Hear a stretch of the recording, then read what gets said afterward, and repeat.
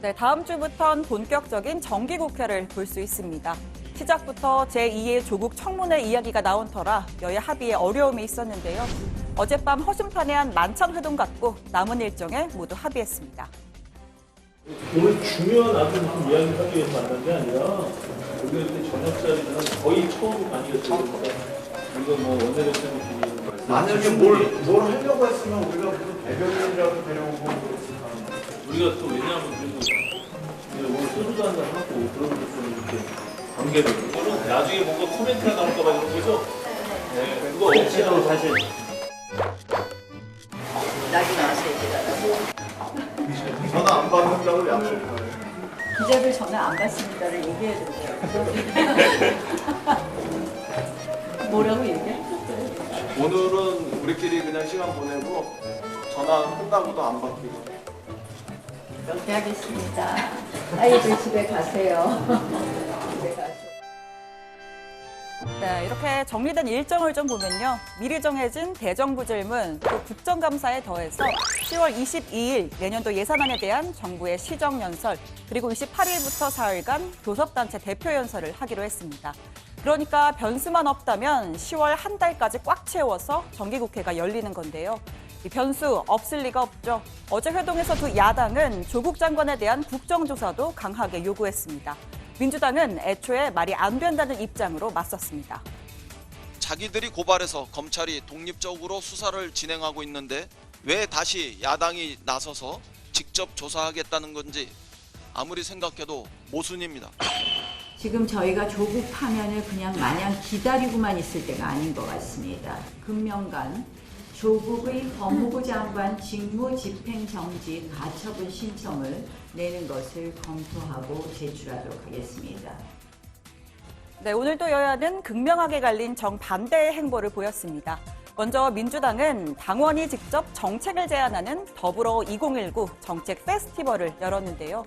조국 공방에서 벗어나 민생으로 가자는 취지입니다. 여기에서 선정이 된 정책은 내년 총선 공약에 반영한다고 하죠. 또 이 남북 정상의 판넬 앞에서 포토타임도 가졌고 평화 경제 분야 토론회도 열렸습니다. 오늘 정책 페스티벌을 잘 이렇게 관람하고 참여하면서 정당의 역할이 무엇인가 하는 그런 모습을 한번 돌아보는 좋은 계기가 되기를 진심으로 기대합니다. 네, 여기에 본격적인 총선 채비에 나서는 모습도 보였습니다.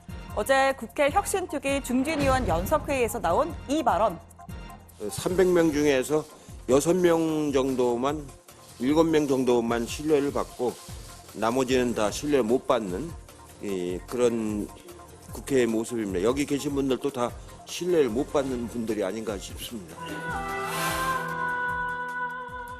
네, 살짝 미소를 띠고 또 농담조긴 했지만 평균 4선씩은 되는 중진위원들에게 당신들 신뢰도가 낮다 이렇게 면전에서 지적한 겁니다. 최근 민주당 내에선 이른바 내년 공천 물갈이설이 쏟아지고 있는데 현역 중에서 최대 40명까지 교체될 수 있다는 이야기도 나옵니다. 당사자인 이해찬 대표는 7선을 했죠. 물론 차기 불출마 선언을 한 상태입니다.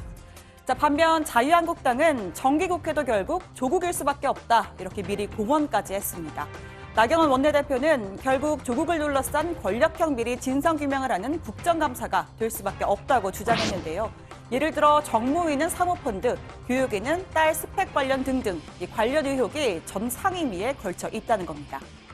이 정도까지 왔는데 장관직을 버틴다는 것, 한마디로 국민과의 전쟁을 하는 것 아니겠습니까? 요새 여당이 툭하면 민생하자고 합니다. 다시 한번 말씀드리겠습니다. 조국 파면이 민생의 시작입니다. 네, 한국당과 바른미래당의 부산시당은 잠시 뒤 6시부터 이 조국 장관 사퇴를 촉구하는 부산 지역 첫 촛불 집회에 나선다고 합니다. 황교안 대표 직접 참석을 하고요. 최근 단식과 삭발로 끌어올린 투쟁 분위기를 주말까지 계속 끌고 가겠다는 방침입니다.